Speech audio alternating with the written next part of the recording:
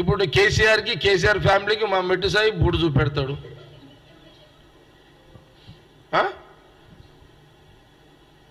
ఏమి ఇప్పుడు ఏం లేకనా ఏం చేస్తాం మరి? సాంప్రదాయం వాళ్ళు తీసుకొచ్చిందే కదా.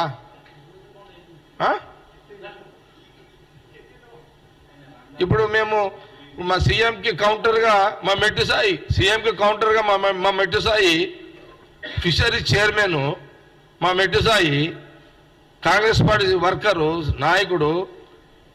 ఈరోజు ఇది ఎవరికి చూపెడుతున్నాడు? కేసీఆర్కి చూపెడుతున్నాడు, కేటీఆర్కి చూపెడుతున్నాడు, హరీష్ రావుకు చూపెడుతున్నాడు, మళ్ళా కవితకు చూపెడుతున్నాడు.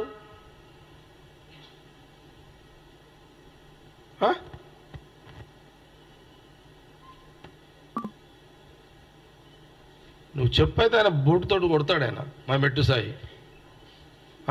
ఏం పిల్లల పరిష్కారం చేస్తున్నావు? పిల్లల పరిష్కారం చేస్తున్నా? సీఎం రేవంత్ రెడ్డి మీద మీరు కాంగ్రెస్ పార్టీ సీఎం మీద అట్లా మాట్లాడుతున్నారంటే మజాక్ అయిపోయిందా? ఏం దించక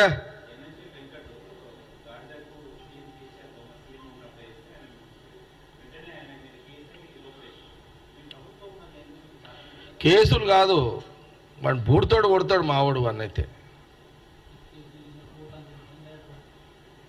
కేసులతో ఏమవుతుంది?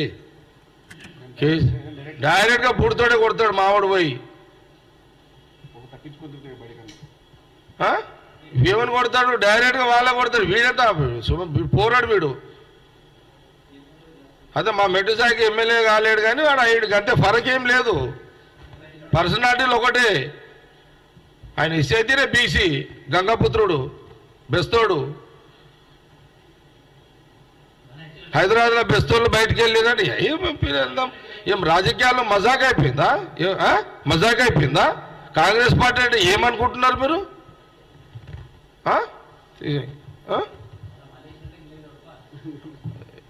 ఇసటి పిచ్చి పిచ్చి ప్రయోగాలు చేయకండి మీరు. చేస్తే ఇక ఇట్లా నడవదు రాజకీయం. ఇట్లా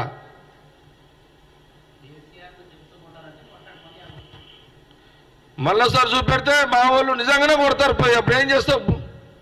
మీకుందా శక్తి? ఉందా మీకు? ఆపే శక్తి కాంగ్రెస్ నాయకత్వాన్ని ఆపే శక్తి బీఆర్ఎస్కి ఉందా? ఉద్యమం అనేది లేకపోతే బీఆర్ఎస్కి లేదు కదా, ఆ లీడర్షిపే లేదు కదా.